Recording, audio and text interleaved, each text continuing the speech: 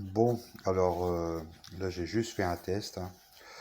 Euh, donc il est branché, c'est branché provisoirement. Voilà. Donc j'ai branché le fil noir là, ça va à une prise là pour amener du 220. Voilà, une petite mise au point. Et le fil blanc qui est là, ça va au radiateur. Pareil, c'est un radiateur juste pour un test. Un radiateur de 2000 watts de salle de bain là. Il y a un capteur de température qui est juste là, une petite mise au point, qui est juste ici, là. Là, les deux fils noirs avec les embouts rouges, c'est le capteur de température externe, déporté. Je ne l'ai pas encore paramétré.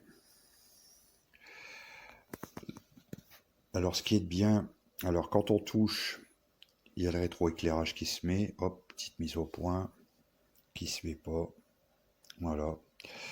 Ce qui est bien, c'est l'heure là. L'heure, elle se met automatiquement avec le Wi-Fi. Le paramétrage Wi-Fi très très intuitif et du premier coup, hein. Ensuite, là, c'est la température prise par le capteur de température qui est en dessous. Et là, c'est la température de consigne. Ça fonctionne aussi en 4G ou 3G.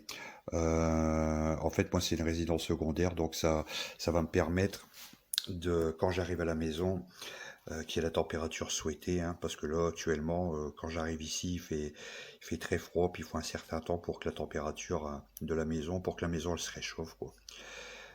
Donc là, par exemple, je vais augmenter la consigne.